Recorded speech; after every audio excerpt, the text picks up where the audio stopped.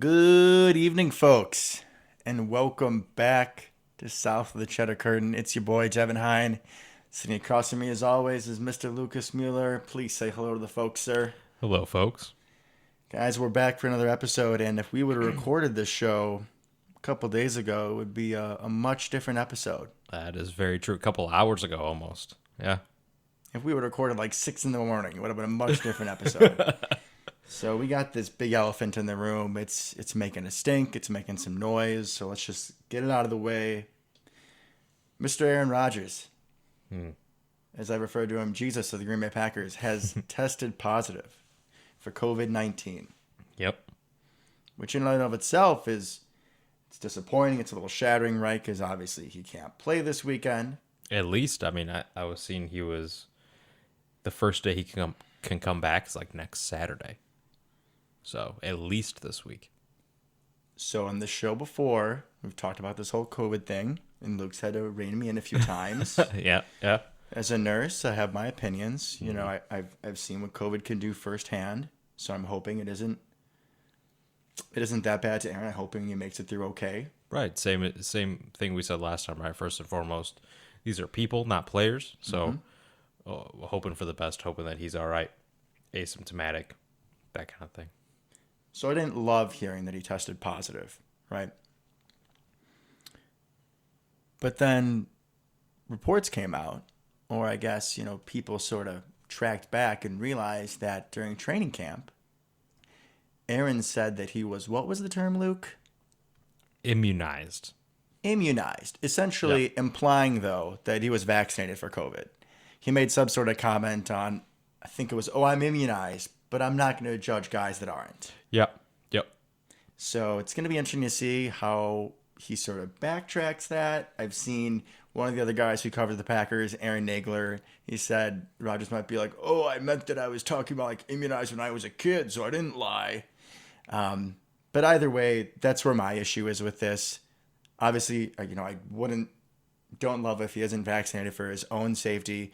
But the part that really upsets me and disappoints me is that he went and lied about it. At least that's the information we have now. At the very least, he was misleading.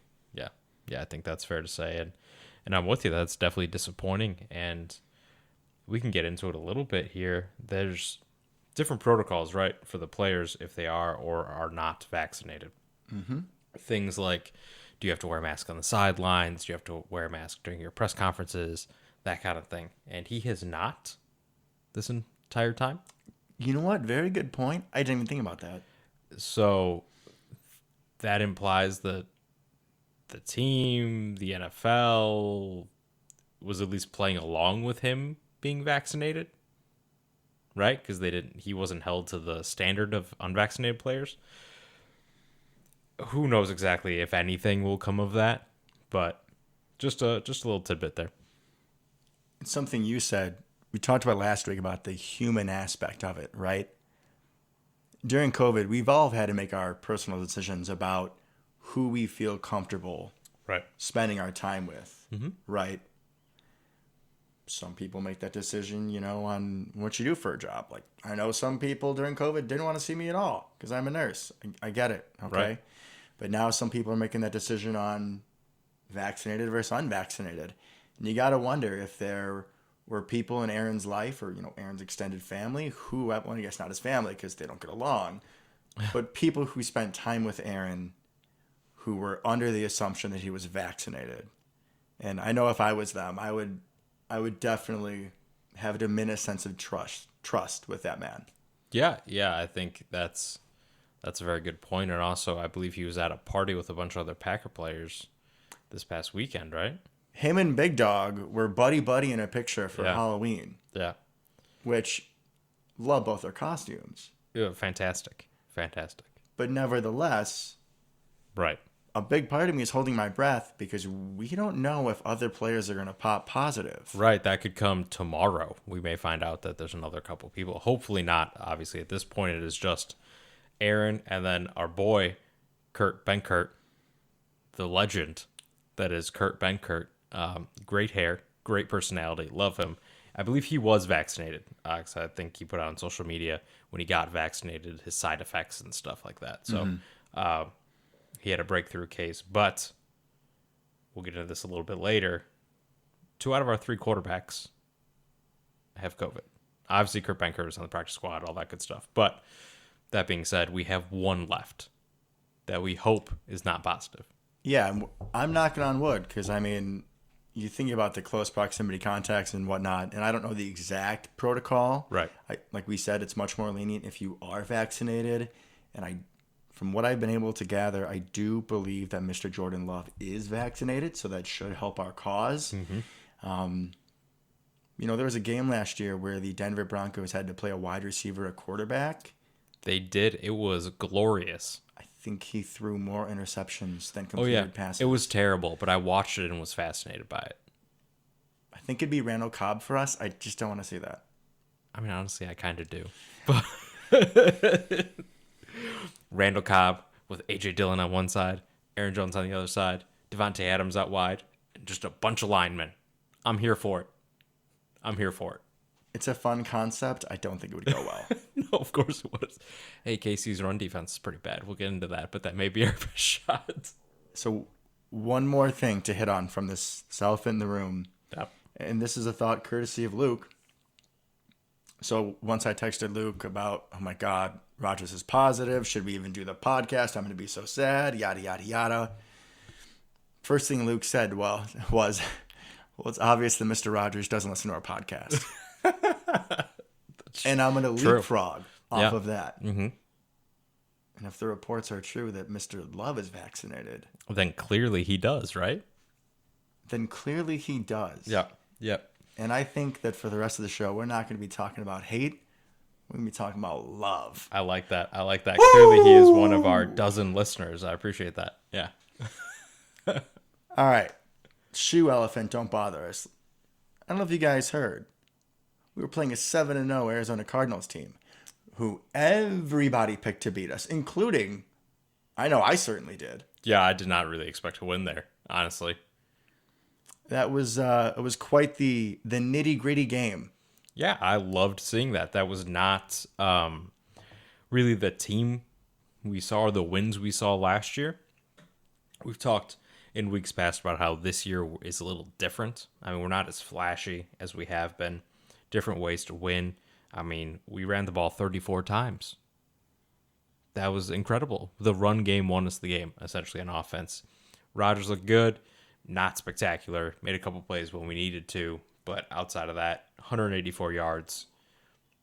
Not a huge game, right? Like, people are coming into this really expecting offense versus offense. It's going to be an incredible shootout.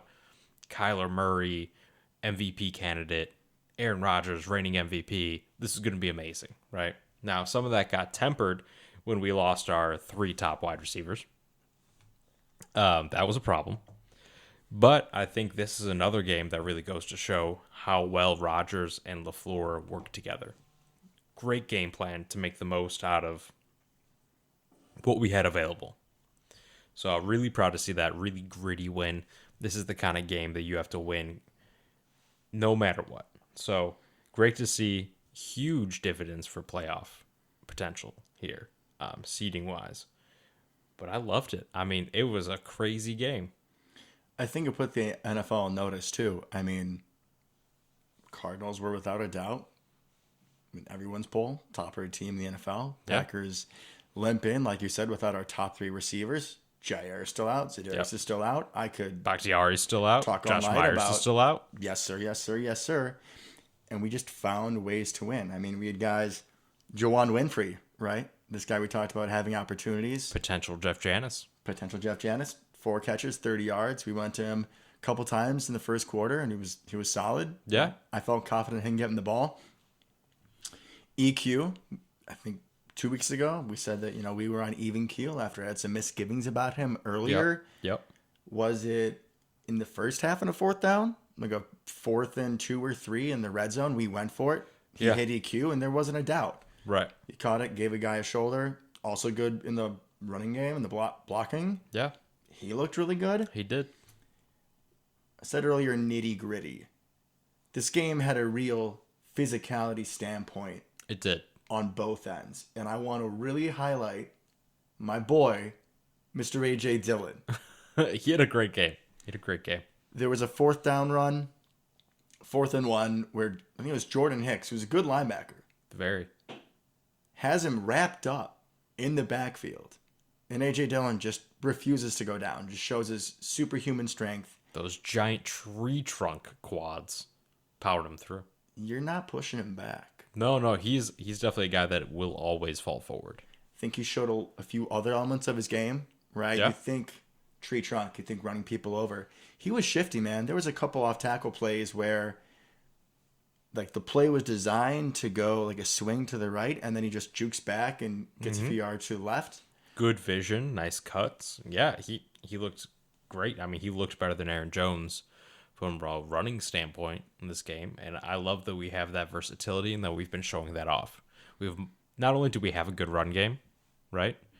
We could have 2-3 different looking run games, given our variety of running back talent.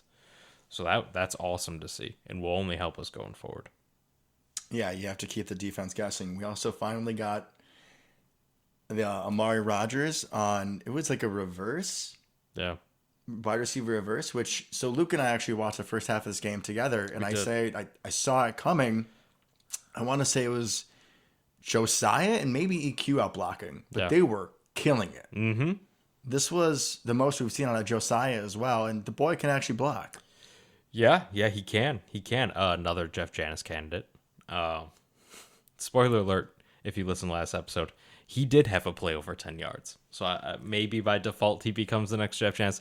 Honestly, I don't love that, but we'll see. We'll see where we go. Wait, time out. Yeah. He had a play over 10 yards. Yeah. So he was Jeff Janis. That was the deal, was it not? I mean, it kind of was, and I don't want to retract on my word here. However, he had 2 catches for 20 yards. Not exactly the Jeff Janis performance we were looking for. But with the rules we set up beforehand, he was still Jeff Janis. All right, I'm trying to jump on the Josiah train. And we're going to have to. Bum, bum, bum, bum.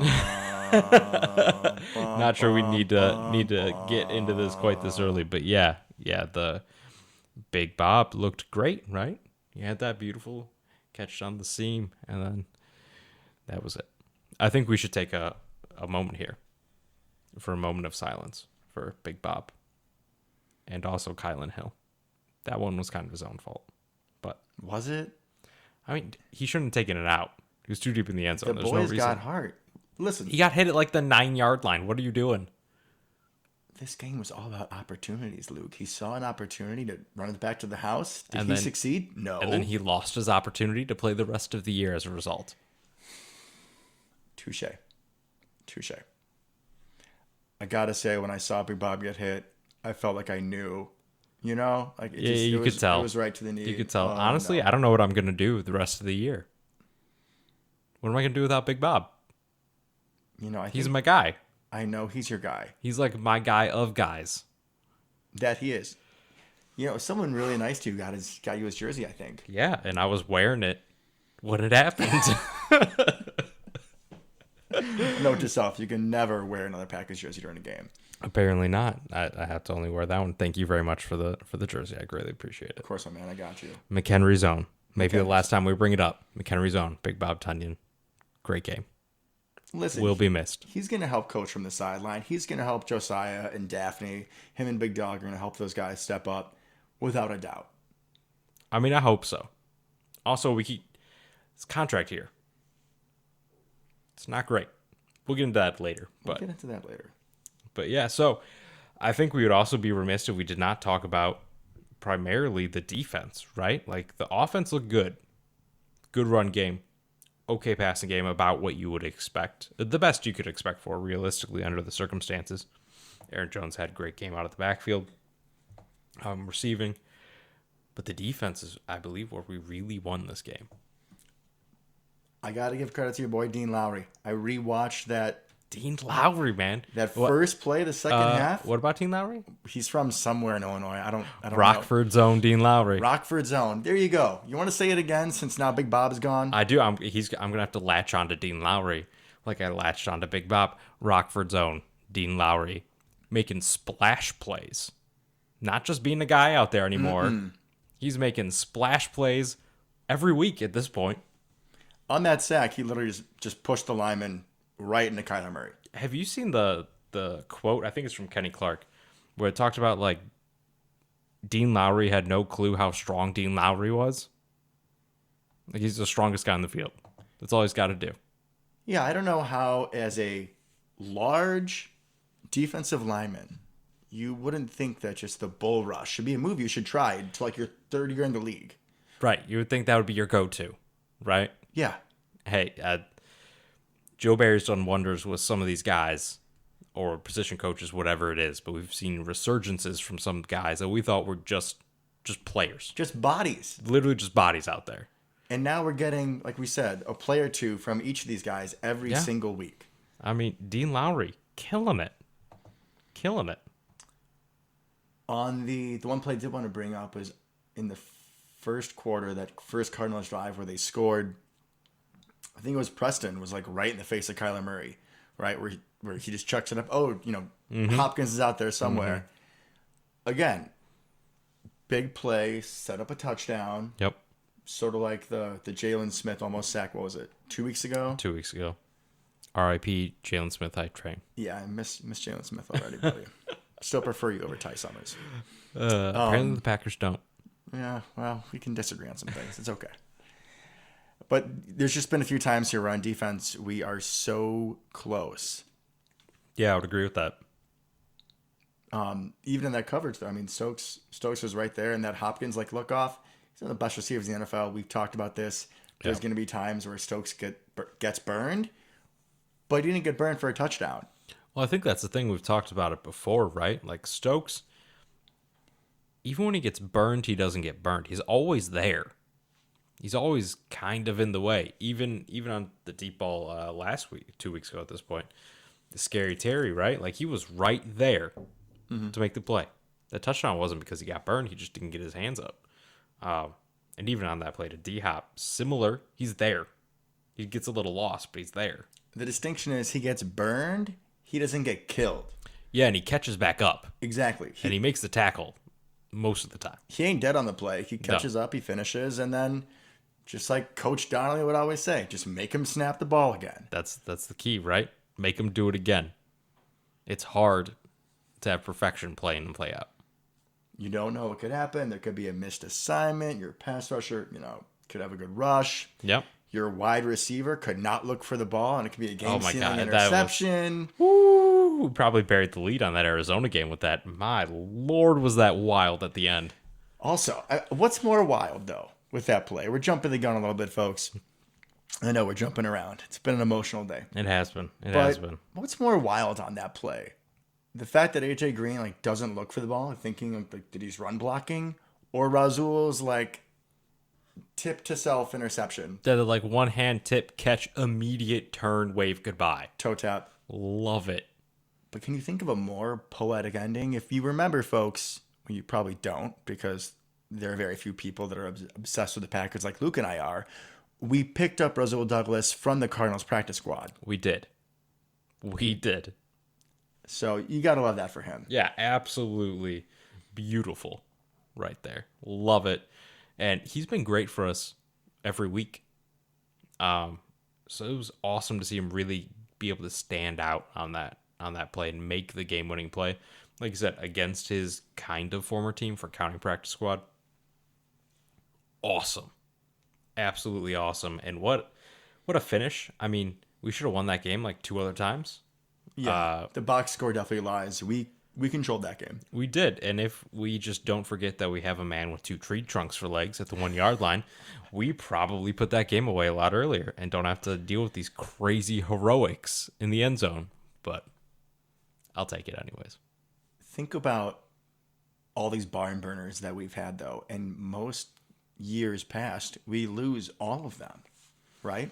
Yeah, if you think about even earlier on in Aaron Rodgers' career, right, that was kind of the thing. He couldn't come back and win the game in the fourth quarter overtime. And that wasn't true, right? He would come back pretty much every single time, and then the defense would let up a touchdown or a field goal or whatever immediately following that. Literally happened with Arizona. what we talked about last week, the Jeff Janis game, right? That's the epitome of what I'm talking about. And that happened over and over and over to us, right? But you're right. This year, we're closing out those games. And it's awesome that the defense is stepping up and playing a really big part in that. We're not like we were in 2011. We're just like, Aaron, go save us. Like, just go score 40 every single game. We'll be fine. This feels like a team. And in those teams, there was no running game. Absolutely none. We had, glimpses of James Starks, right? Yeah. And then we had Ryan Grant, 2009, 2010. Ryan Grant, version 2, the second time. Yeah. But, this game, right? We talked about before the show. Aaron didn't throw for 200 yards. Yeah. If you hear before that Aaron won't throw for 200 yards and we're playing the 7-0 Cardinals, most of the time you think, oh, there's no way they're getting the win. Absolutely. This defense, this running game, I'm telling you, it's nitty gritty. This team's got some heart, and I love seeing it. They absolutely do, and I think that's going to play real dividends for us down the line. This is almost a direct quote from Aaron Rodgers earlier. It's like, you have to learn to win. Yes, right? Every season. Yeah, he said that. He did, and I think that we have clearly showed that this year. No matter what we're going up against, we're going to find a way to win. Yeah, there's been some fluky stuff that's happened along the way. 5 missed field goals. AJ Green just not knowing what was happening. But right, Heineke just sitting down on the 1 yard line. That's true. Thank you for that, cousin. Appreciate you. I appreciate that. But in most of these circumstances, right, there is someone that has to step up at the end of that, right? So Mason Crosby at the end of that game against the Bengals had to step up, make one last time. Rasul Douglas had to capitalize on the AJ Green, whatever that was. Confusion, just lost in space. He thought it was a run play. He thought it was going to the other side. Whatever that was. If Rasul Douglas doesn't make that interception, right, we're going to overtime at the very least. Mm-hmm. Or they'd run another play. Maybe we lose on that one. So even though we seem to be getting a lot of luck and gifted some weird situations, we've still had to have someone step up to really clinch the game for us. And I love that it's been random people almost. The fact that Rasul Douglas, off the street, essentially, is playing great and won us the game, it's phenomenal. And it's great. Really goes to show the roster churn we're doing as well.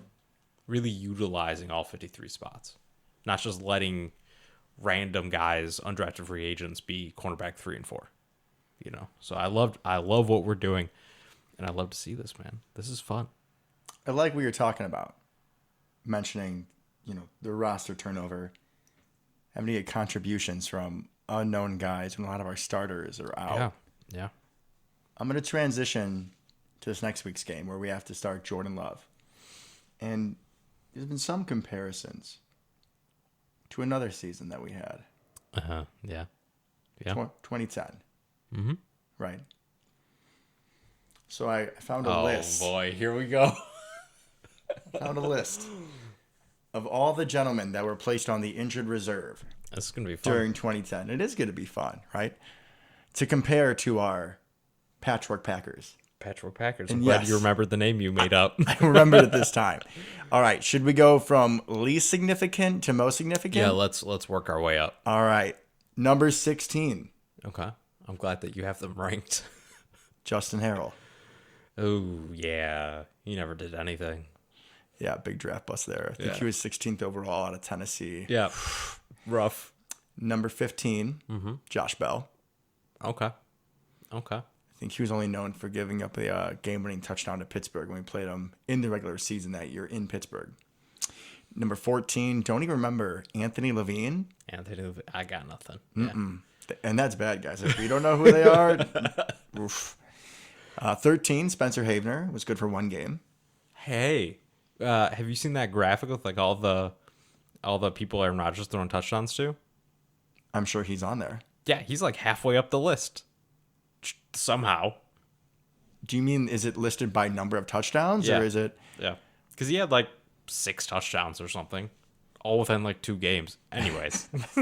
And then he just fell off the map. All right, we're done with this. Wasn't he a linebacker? Linebacker converted tight end. Yeah. Yeah. We had a spree of that, We did. turning people from linebackers to offensive pieces. We did. Corey Hall, I believe, as well. Corey Hall was, yeah. All right. We also have Anthony Smith, Okay. Brady Papinga, Oh, man, the Storm and Mormon. Stormin Mormon, Marshall Newhouse, Derek Martin, Brandon Chiller, Mark Tauscher. Oh, Mark Tauscher. That was rough. So starting, well, I guess you have a second string linebacker, right, who would play in a 3-4 a lot in Chiller. Mm-hmm. Mark Tauscher starting right tackle. Papinga played. He Papinga was a played, piece. definitely. Morgan Burnett was getting snaps at safety. Yeah. Mike Neal was coming on at defensive Oh, end. Mike Neal. Yeah. Brad Jones. Ooh, Brad Jones. But since Brad Jones went down, then we got the legend that was Frank Zombo. And who doesn't love Frank Zombo? Well said, sir. Since so Brad Jones, Nick Barnett, Oof. It's like all of our linebackers were on IR that year. that's why we had Desmond Bishop. Yeah, that's where he came. Desmond Bishop. Oh, man. Number 2, Ryan Grant, running back. That was a problem. That was I a mean, big it problem. wasn't a problem because Starks came out of absolutely nowhere. Okay, but Starks came out of nowhere against the Eagles in the playoffs, and then he helped us along the way. Yeah. He was not there for the regular season. Not at all. It was 3 yards a carry at best, Brandon Jackson, and Yep. 1.5 yard a carry, John Kuhn. Solid play. I mean, loved him to death, but he was not effective in the running game. No. And the number 1 player, which should hopefully give us some solace that we can still finish out this season with where we want to be. Jermichael Finley. Oh, yeah. You talk about a blow to the offense. He was a huge piece. We both loved Big Bob, Yeah. but Jermichael Finley is much better than Big Bob. I'm sorry. I take offense to that, honestly. Not meaning to, sir. Big Bob's great. Big Bob is But if we could survive getting through the loss of Jermichael Finley and all those guys, it's our entire linebacking core. just like 2010, we just keep rolling with the punches. We have Yeah. guys that are stepping in, they're stepping up. Yeah. We just got to keep going. So I think this leads me to a question about Jordan Love, and I enjoyed that. I thank you for that. I really appreciate that little throwback. I think the only question left then is, will Matt Flynn's record stand after this game, or is Jordan Love going to come in and take it? Was it 480-6? Yeah. Against the Lions? I'm going to say he can't take it. Just for anybody that doesn't know Devin, he is a bigger fan of Matt Flynn than anyone in Matt Flynn's family. I can pretty much go out there and say that. Number 1 fan in the world of Matt Flynn is Devin Hine. So any Packer fans, or not Packer fans, Packer players, the numerous ones, if you listen to our podcast, if you want to send that to him and you can, text me or email me sometime, that would be great. Thank you. All right. So if we roll back to that Matt Flynn game where he went for 480 and 6 touchdowns, this was also in the area where we had no running game. Correct. So he was forced He was. to throw that many times. I expect a heavy dose of A.J. Dillon and Aaron Jones. Oh, yeah, we're going to run a ton. We're going to run a ton. But I would also bet that Mr. Jordan Love throws for over 300 yards. Ooh, I like that. I'm feeling 303 touchdowns for Jordan Love. That'd be better than pretty much all of Aaron's games, statistically speaking. Anyways, that would be interesting. Yeah, I think he could have a big game. The Chiefs don't have a good defense. Obviously, at this point, their offense looks nothing like it has in the past. Now, of course, that means I'm absolutely terrified of them riding the ship against us. Devin's over here shaking his head. I'm personally scared of that just because at some point, Patrick Mahomes is going to remember that he's amazing, right? Yes. Is it a possibility? Of course. But man, they just don't look right. Yeah, that's true though. They feel off. They're 4-4. This is the worst year of Mahomes' career. Yeah. Statistically so far. And they've lost to 4 good teams. They've beat 4 bad teams, basically. They barely just beat the Giants last week in Arrowhead, 17-20. And I'm pretty positive that Jordan Love is better than Danny Dimes. Even I would say that. With the crap that I've talked about Jordan Love before in the past, my disdain when we drafted him, Right. I have more confidence in Jordan Love than Danny Dimes without Saquon and with no wide receivers. Yeah, I think we're better than that. So this game, Yeah. it has me thinking. Mm-hmm. Looking at that 2020 draft, right? Okay. That I was so upset with the first 3 picks. Jordan Love at pick 26, A.J. Dillon at 62, and Josiah DeGuara at 94. We're really going to rely on those 3, aren't we, this We week? really are going to rely on those 3, and we're going Yeah. to see what we have. Yeah, we're going to find out. I think what will be interesting, what I'm really looking forward to, is seeing what we do with Josiah, because he's not a plug-and-play for Big Bob, right? They're different players. We don't have another Big Bob, so obviously Mercedes Lewis is essentially a glorified tackle at this point. Love him to death. That's basically what he is. An eligible tackle on the play, which is awesome. Josiah is supposed to be Kyle Juszczyk, and he's similar in size to Kyle Juszczyk, right? He's not that big. He's like 6'2". He's not real big, but I think he showed last week he's shiftier than I thought. I would hope so, given that he's not that big. The boy's right? got some wheels, for sure. So we don't have anybody really to step into Big Bob's shoes. Anybody that's more of that modern tight end, right? Daphne, that's not quite it. That's not I think we had a week 2 episode where I was not too kind to Dominique, so we don't have to go back there. But hey, maybe he'll prove me wrong. But do you know what I'm saying? We don't have that guy currently. So Remember when Jermichael went down? Corliss and Donald Lee. All right? And then I'm Tom not saying- Crabtree. Tom Crabtree. Why do I feel like the closest thing to Tom Crabtree that we have is Dominique Daphne? I don't know. But like I said, I think that'll be interesting to see just kind of what the offense looks like, because it can't look identical. It No. can't. No, We don't of have a course not. tight end to run the seam route that Big Bob got hurt on.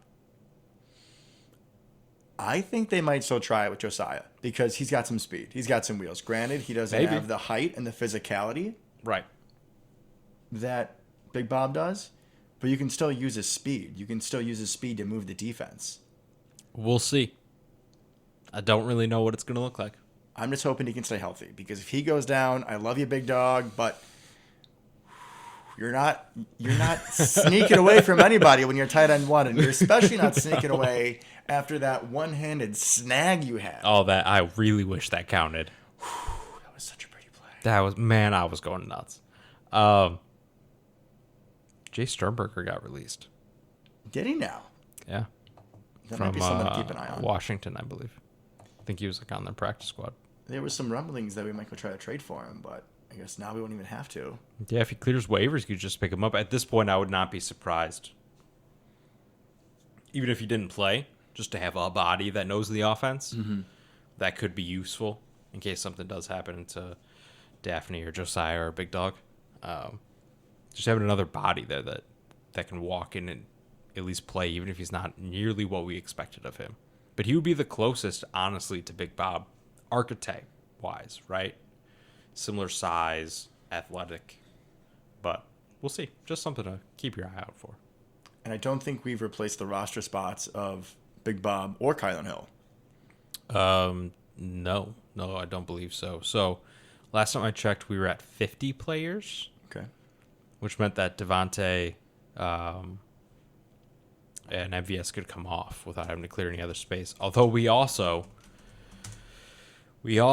cut Hunter Bradley, the long snapper. Just a FYI. Yeah, so who's going to be long snapping for us now? We had a guy in the practice squad. He was actually Boho's long snapper at some point in time. Oh, so then no familiarity. Yeah, he knows him. It seems on a couple of those near blocks we had that Hunter Bradley was to blame. So Yeah, it was yeah, about I've time. read that. Obviously, that's not something that's easy to pick up on just watching, but I read some things that kind of mentioned that the snaps were not great, so Boho was having to kind of spin it to get it in the right spot, which did not help. So we'll see, right? I think this is going to be the Jordan Love game. No matter what happens, we're going to have a lot to talk about next week. The media is going to have a lot to talk about next week. If Such he a- plays terribly, right, then, oh my God, Aaron Rodgers got to be the quarterback. We have no other option going into the offseason. This guy sucks. If he plays great, then all that's going to get dragged right back up. What if he plays great and Devontae doesn't play? 'Cause I think his status is still up in the air. Is it not? Yeah, you're correct. What if he plays great with just like EQ? I think MVS might be back. And Lazard, I think, is supposed to be back. I mean, not trying to get too ahead of ourselves. We talk about salary cap implications. Yeah. If we can get by without Aaron and Devontae, which is kind of a blasphemy to say. But come on, tell me that's not a thought in your head. I'm trying really hard to not think about that because it makes me sad, first of all. Of course. Of course. And we're not nearly as good of a team. But, yeah, decisions will have to be made in the offseason. And decisions regarding Devontae and Aaron will have to be made. So this may be a game that kind of shows us what the future is like. We got to compare it to, what was that, 2007, right? Favre's last hurrah with the Packers when they were playing the Cowboys, right? super hyped Cowboys. Yeah, in a week. They're always super hyped. Well, back then, I actually thought they were going to be really good. They were really good. This was like a Week 10 matchup. It was We could have this exact conversation every year, Devin. marquee Monday Night Football. And Aaron comes out when Brett goes down in the second quarter. And I didn't like the world on fire, but, threw for $150, ran for a touchdown, looked good. He did. And he also didn't have a full week of practice with the number one offense and them planning a game plan around him, right? I think Love's going to come out firing. I went and rewatched his preseason. The man slings it. And Dude's got an arm. if you think about it, a lot of these guys, I mean, we'll see if MVS goes, we'll see if Devontae goes, but like EQ, Winfrey, even Lazard, like these are the guys that Love practice with and throws with all the time. So I expect them to be able to get in rhythm quickly.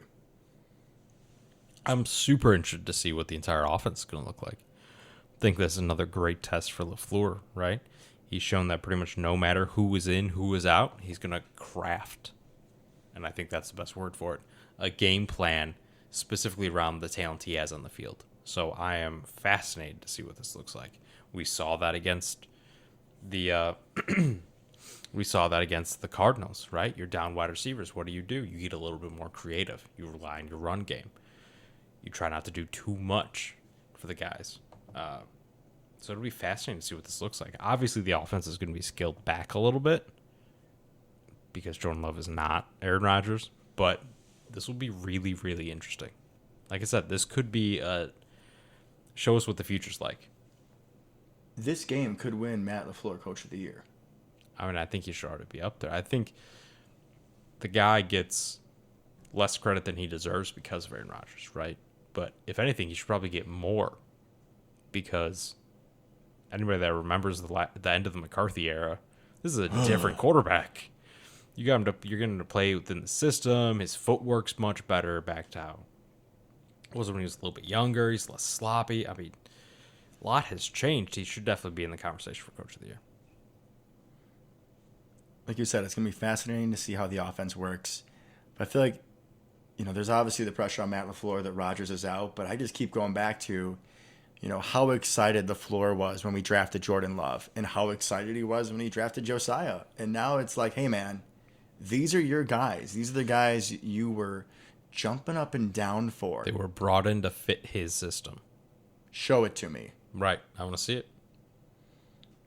We're going to see, man. We're going to learn. We're going to see it. A little scared. We're going to learn real quick. And, kind of like we already touched on, I'd really rather not have to figure this out against the Chiefs. That would be ideal. I understand they're not the same as they were, and their defense not great, specifically against the run, but they're still dangerous. I mean, you're still looking at a team with Mahomes and Tyreek Hill and Kelsey. It's, oh, man. Defense is going to need to step up.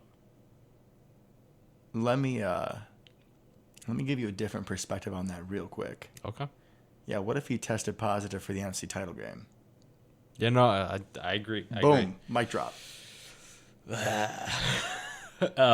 But yeah, it's going to be a hell of a test. I honestly, though, part of me likes the matchup because of how bad their defense is. Yeah, no, it's kind of a soft landing spot against the defense. I'm just worried about what if this turns into a shootout. It's going to turn into a shootout. I really don't want it to turn into a shootout.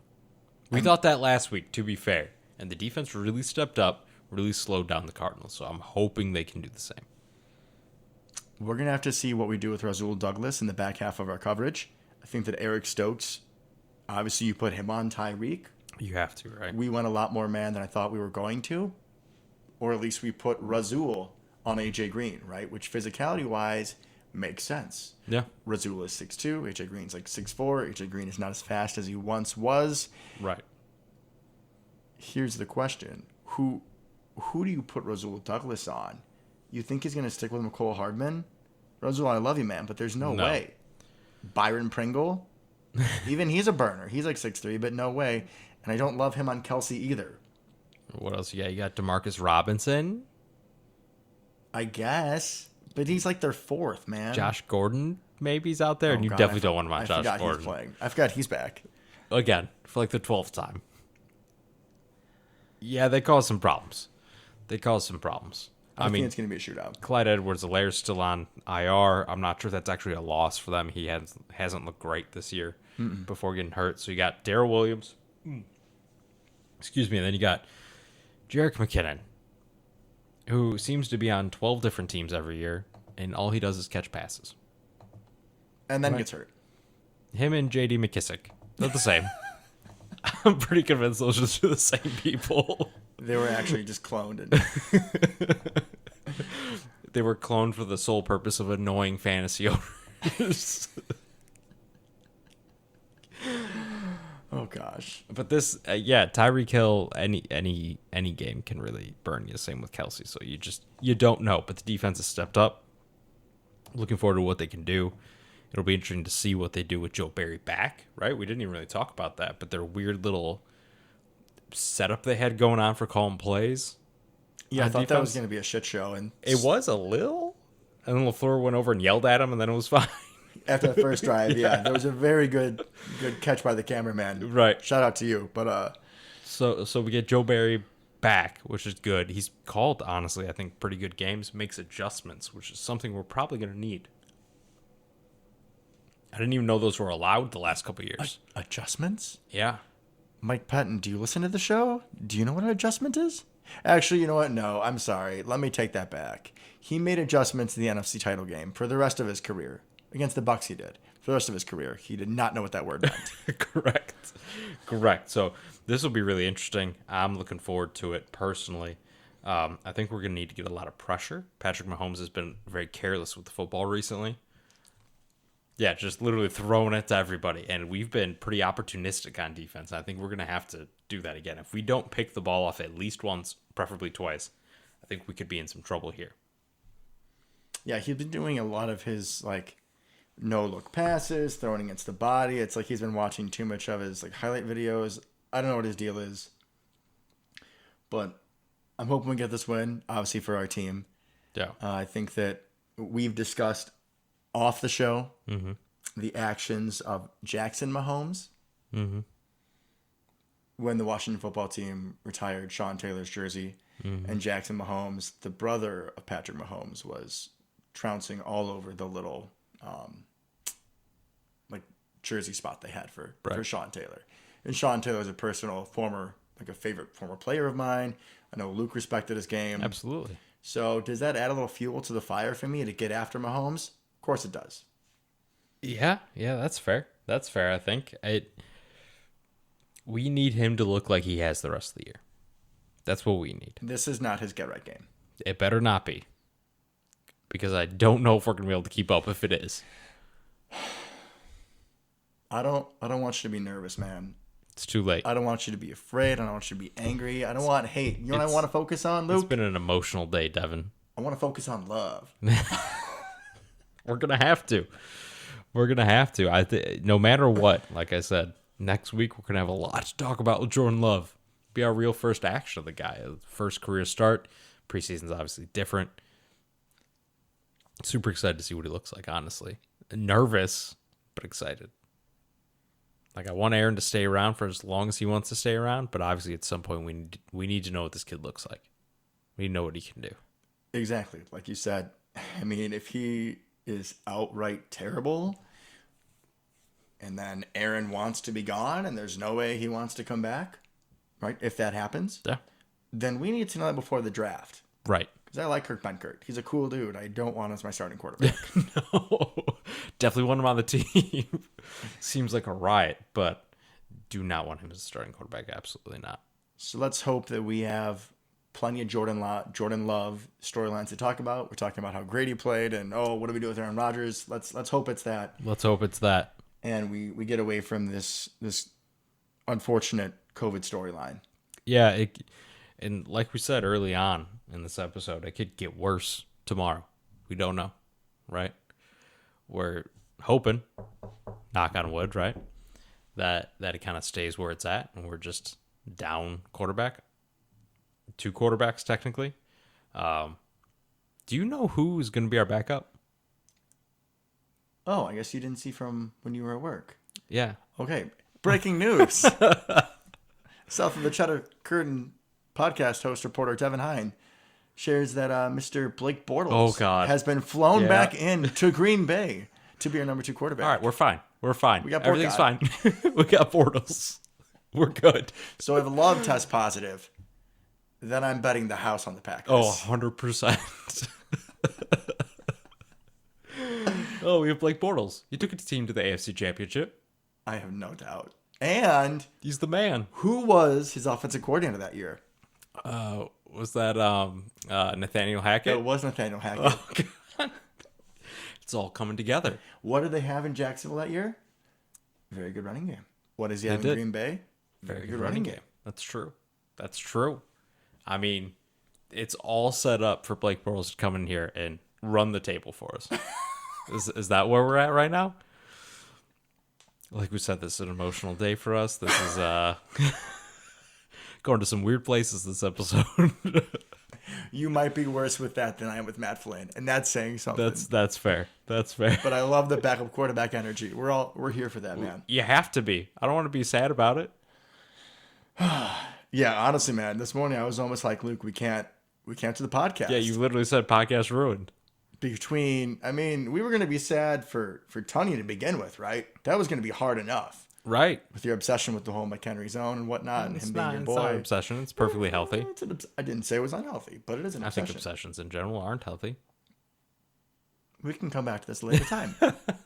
However, yeah, I wasn't sure if the show was going to go on, but I'm glad it did. Yeah. Yeah, me too. Me too. And we'll see what happens. We will absolutely see what happens. We'll have plenty to talk about.